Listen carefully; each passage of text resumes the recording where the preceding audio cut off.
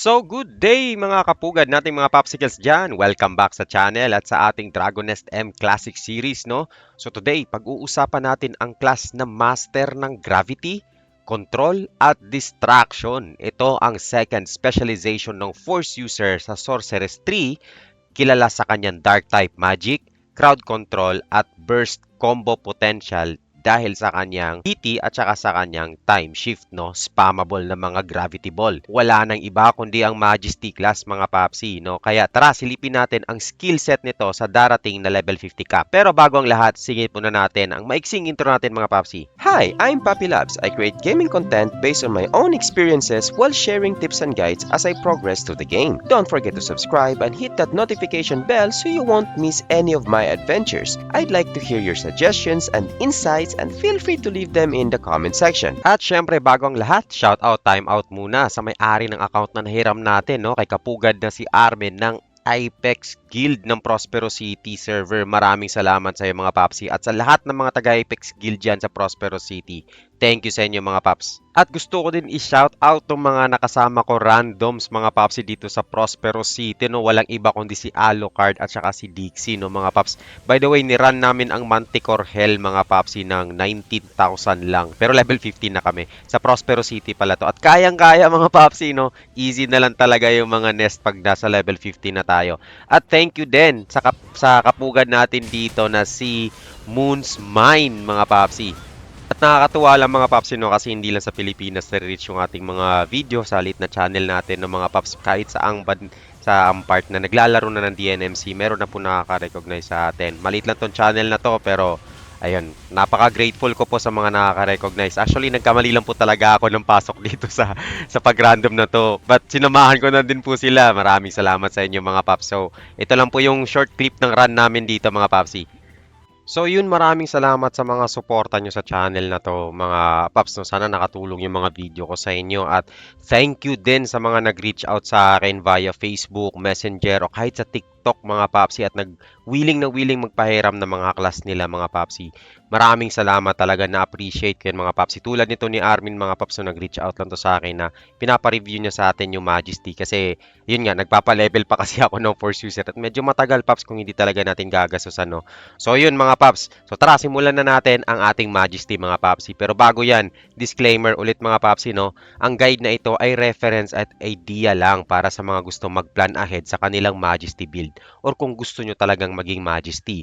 Hindi ko sinasabi na ito ang pinaka-the best na build dahil bawat player ay may sariling playstyle at diskarte. Pwede nyo laro-laruin to, mga papsi. Ang pinapakita ko dito ay kung anong aabutan nyo lang pagdating ng level 50. Hindi din naman ako Force User main, mga paps. Ang mahalaga, gamitin mo itong guide bilang basehan or inspiration, tapos i-adjust mo ayon sa gameplay mo lang at kung saan ka komportable sa paglalaro.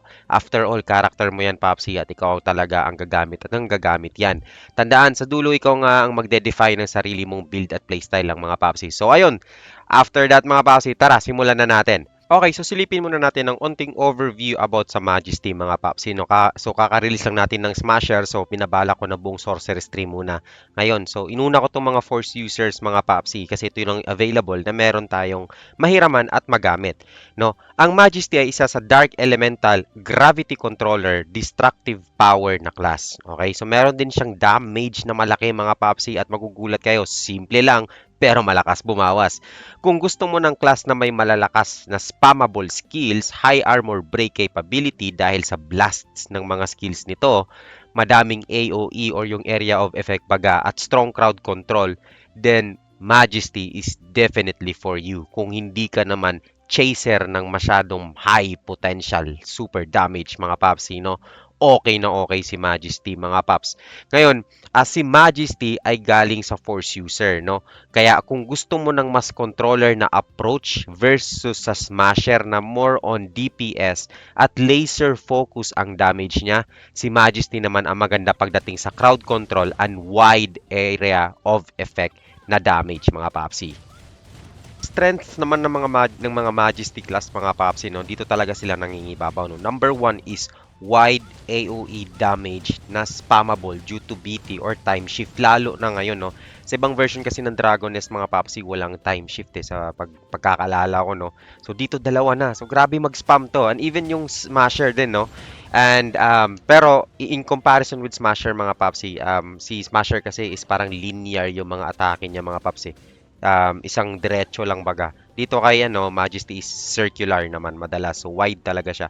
Number 2, mga papsi, is strong ang crowd control talaga nito ni Majesty, no. In my humble opinion, sa recent updates, ito ang isa sa may best kit for crowd control talaga with push and pull mechanics sa mga papsi ba. And medium to high armor breaking din, no. Number 3, mga paps, is dark elemental scaling ito.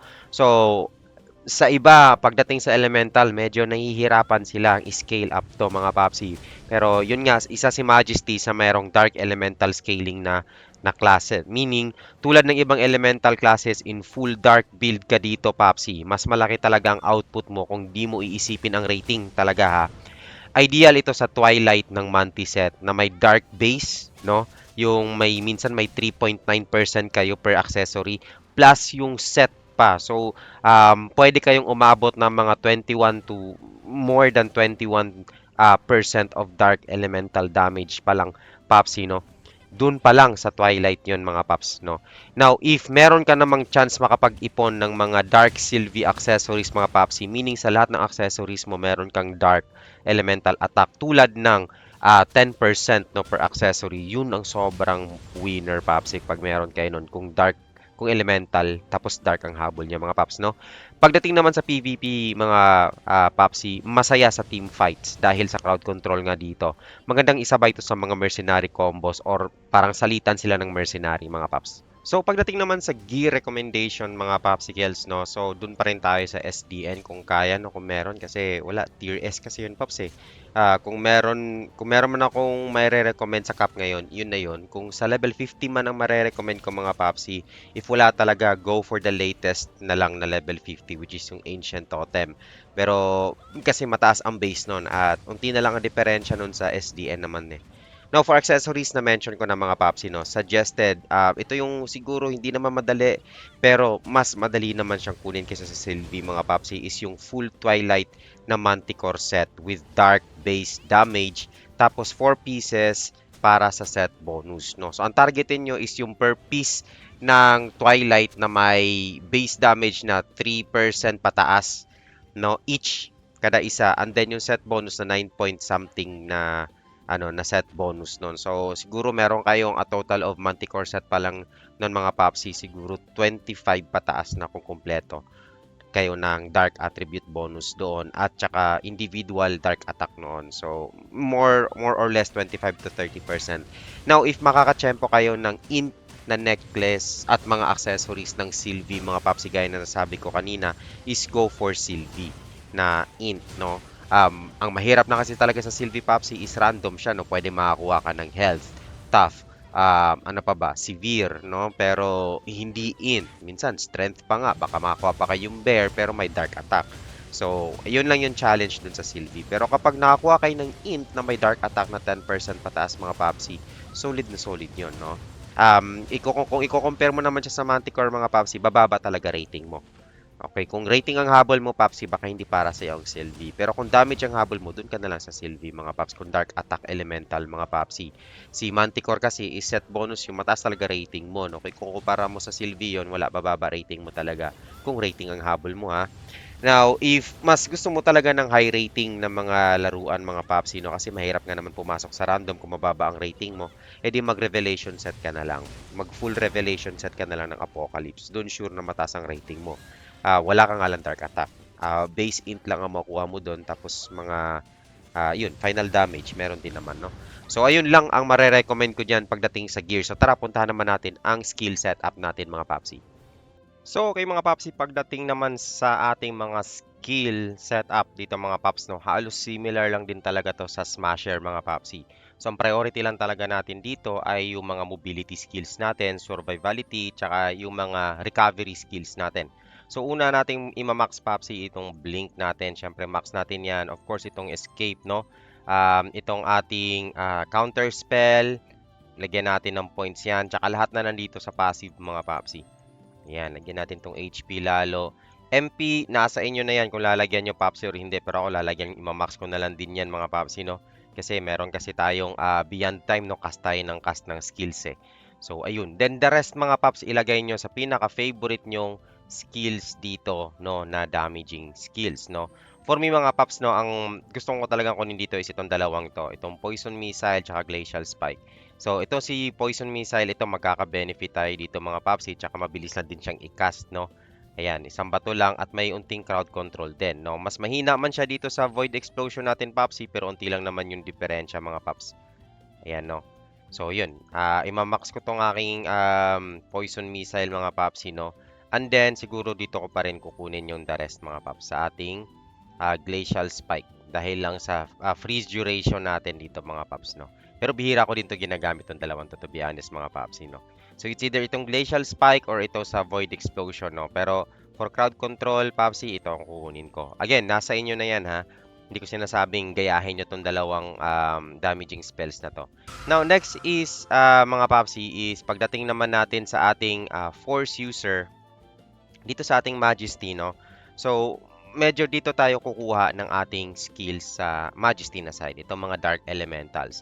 Pero bago tayo pumunta dyan mga Papsi, unahin natin yung mga critical na mga spells natin dito.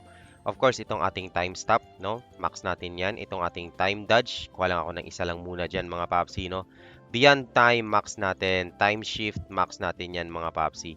Itong MP Recovery, bigyan muna natin ng isa mga Paps, no? Tapos saka natin hanapan kung saan tayo kukulangin ng ating skill points. Now, the rest is itong ating teleport, no? Kuha lang muna ako ng 1 point lang muna dyan, Papsi. Hindi muna natin yan pupunuin. Kasi meron tayong hinahabol din dito sa side ng ating Smasher, Paps. Kasi gusto ko kunin itong mirror. Malakas kasi yung magic damage na increase ng ating mirror, no, mga Papsi. So, kuha tayo dito ng 6 lang muna dito sa ating triple orbs or gravity ball. Triple orbs mga Paps, siguro 1 lang ang kukunin ko dyan mga Papsi, no? Black hole, 1 lang. Itong ating imamax Papsi, no? Bigyan natin yan ng 9 points, no? Tsaka itong ating gravity ascension mga Paps. Yan, 7 points sa gravity ascension. So, bali ito yung mga main damaging skills ko dyan Papsi. Itong summon comet, gravity ascension for crowd control. Pwede nyo iwan ng level 6 yan. Mamaya baka mag-adjust tayo mga Papsi, no? Kasi real time ko siya ginagawa ngayon mga Paps, eh. Okay, so kuha tayo ng Linya Ray, isa Force Shield, no? Ito, gusto ko rin kasi i-max tong Force Shield mga Papsi dahil sa magic attack natin. So, max natin yan. Kuha tayo ng Ninetail Laser, isa. Force Mirror, max natin yan mga Papsi. Okay, so dito na mga Paps na meron pa tayong few na mga points na naiiwan. So, ito yung ipagde-divide natin. So, bago tayo pumunta dyan mga Papsi, puntahan muna natin si Majesty. Okay, so si Majesty, kailangan natin ng Meteor Storm pa pala. Kukuha muna tayo Meteor Storm, isa. Ayan, kunin natin to isa, Triple Orb X, isa. Ayan, so kumpleto na. So meron tayong bagong skill dito sa ating Majesty, mga Papsi, is yung Steel Magic. Unfortunately, no, parang may mali dito. Okay, I'm not sure kung aayusin to, but according doon sa China server, wala daw talagang additional dark attack to. Sa pagkakaalam ko, may dark attack to mga Papsi. But I don't know kung lalabas pa to sa susunod or hindi. But for now, I will share my honest review pagdating dito sa skill na to mga Papsi, no, later. Kasi medyo, kapag wala tong buff na dark attack mga Papsi, medyo kukulangin tayo. No, kung magre-rely lang tayo sa copy 1 buff na yan, hindi lahat ng run may buff. At kung meron man mga Papsi, no, 10 seconds lang yung duration na yun. Napaka-iksi nung time na yun mga Papsi. So, I hope na meron tong changes na gagawin, no. At least i-add man lang yung dark attack dito mga Paps. But anyway, yan yung ating bagong skill dito sa ating Majesty mga Papsi, no. So, nasa inyo na kung, ayun, basta tingnan nyo na lang to Paps, no. Nothing much to be honest dito sa buff na to. And hindi siya ganun ka powerful for now. Kasi wala yung dark attack magic dito, eh. Ang pagkakaalam ko talaga, no, even before, meron to. But I don't know kung paano nila gagawin yan dito, kung paano diskarte, or baka delay lang, or baka may next update pang gagawin dito. That I am not sure mga Papsi. Okay, the next skill na meron tayo dito na bago is Switch Gravity, okay? malakas na crowd control to mga Papsi, mataas din ang damage nito. So, pinapalutang niya yung mga kalaban. However, hindi lahat. Okay? So, depende sa size ng monster, depende sa armor break no, ng monster. Kasi pag may armor yung hindi nyo pa na-break yung armor ng mga middle-sized monster hanggang malalaki, no. Ang mga malalaki Papsi hindi talaga niya napapaangat, no. May ano lang, may chances lang na nai-stun per tick or yung per pulse para nai-stun sila, mini-stun, but hindi nila naiaangat. And ganon si Switch Gravity, which is papakita ko rin later during the run mga Papsi. At I think ito yung pinakamagandang ano na, sa atin mga Paps, sa isang Majesty. Napakasaya nitong gamitin, no? Itong ating Gravity Ball X. Pero ayan, so I think ito yung pinaka maganda na makukuha natin dito sa Majesty for now, which is very powerful for in my opinion. Napaka-powerful niyan mga Paps. So okay, so balikan natin dito ang ating mga skills mga Paps, no? Okay. So, ang imamax ko talaga dito mga Paps, no, ipaprayo kong i-max dito is tong Gravity Ball natin. Yan, level 11, no, mga Papsi.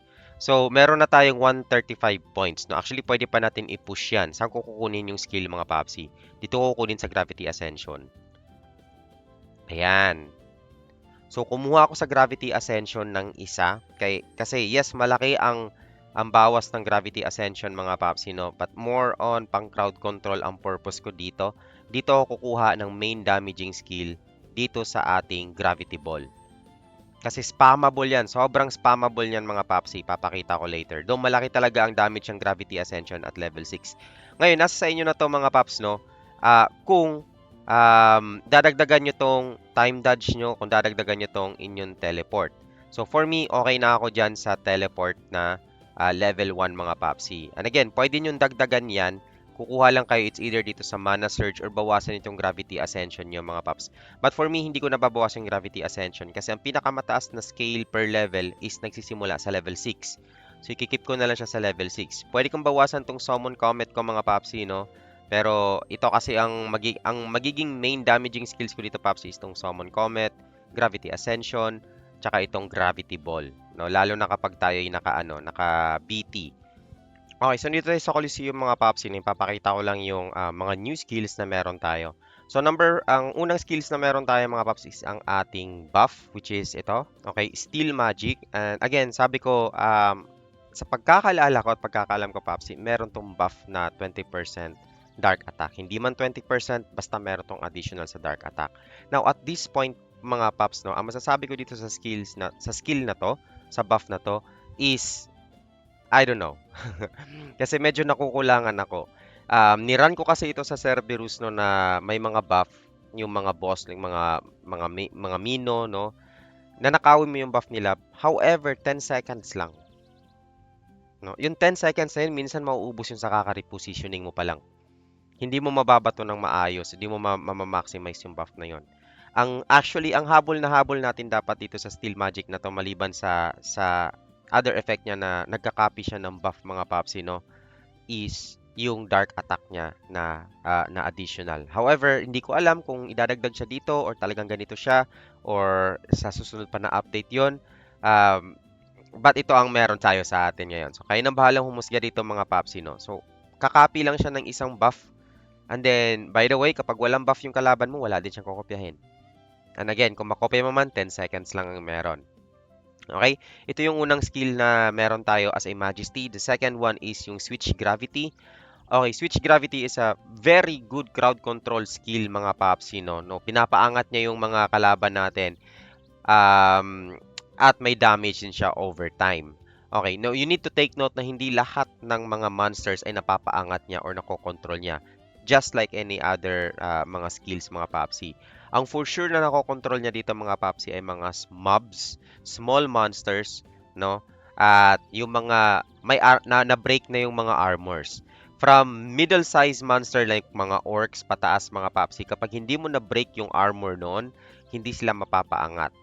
Or kapag ginamit mo yung Switch Gravity sa mga Minotaur na broken na yung armor nila, ang mangyayari is magi-stutter lang sila, hindi mo sila mapapaangat. So, that's one, no? But for small mobs, mga mobs lang mga Papsi, magandang crowd control to and damage. Ang pinaka gusto ko talaga dito sa Majesty mga paps is itong Gravity Ball X niya ngayon.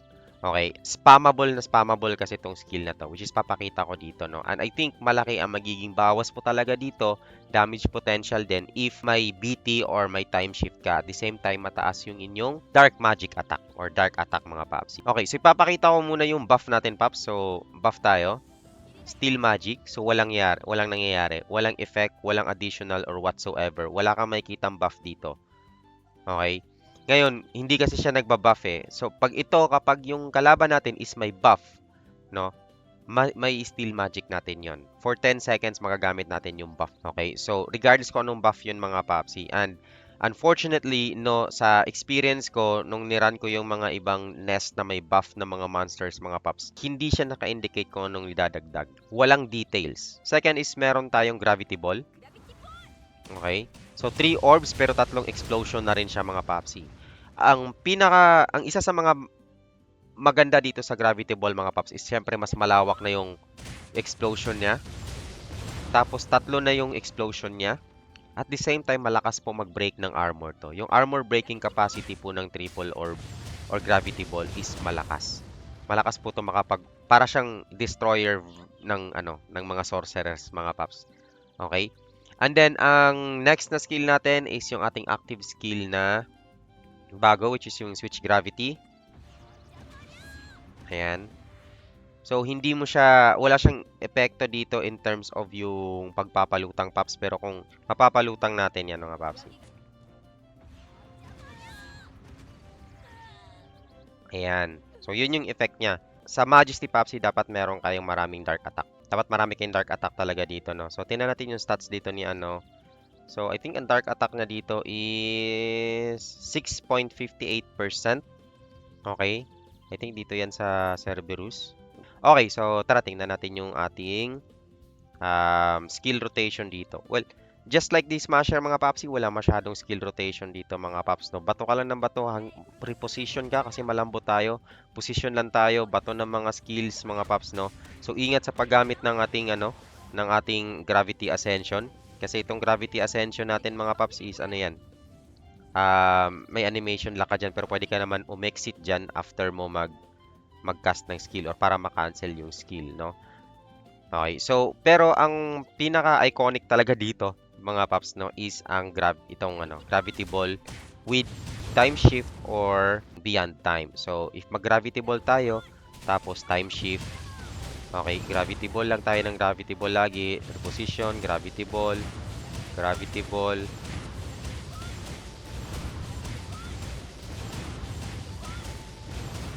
Ayan. Okay, then pwede ka ulit magpa-cooldown. Isa ulit. So gagamitin mo lang 'to every time na siguro magbo-burst na lahat ng mga magbo-burst na kayo. And syempre, kung makalimutan yung ult mo, no? Cast mo muna yung ult mo syempre mga paps bago kayo mag-beyond time. Sayang naman. So mag-ult muna kayo. Then after niyo mag-ult, saka kayo well, sa mostly mga force user main basic na yan mga paps, pero sa mga aspiring pa lang mag-try ng force user, no, na papuntang Majesty, no, parang gano'n lang naman yung rotation ng mga paps, no. And then the rest is decision yun na kung paano nyo gagawin yun mga paps. Nakawin natin yan ha. Nakawin natin yung niya buff. Wala, hindi na nakaw paps. Oh, hindi pa nananakaw kapag boss. Try natin ulit. May buff siya, may buff. Try natin. Mawawala na yung buff niya eh. Ayan, nawala na yung buff niya. Pag nag-rebuff siya mga paps, try natin nakawin.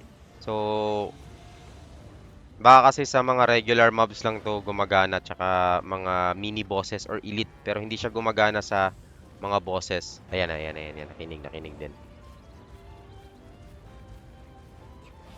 Kawin natin. Ayan, hindi siya nanakaw, di ba? Ayun, wala tayong buff. So, yun lang mga Popsicles. Kung nagustuhan nyo itong guide na to, don't forget to like, comment, and subscribe mga Popsi, mga kapugad natin dyan. Comment nyo din kung gusto nyo ng Smasher versus Majesty comparison or yung pros and cons natin. No? Pero mukhang obvious na naman ng pros and cons, pero baka gusto nyo pa rin nating lagyan ng video mga Popsi, no? Ako nga ulit si Papi Labs, ang F2 Ping T2 Gamer na tambay sa Prairie Town mga Popsi. Play smart, farm hard, and see you in the next video mga Pops. you.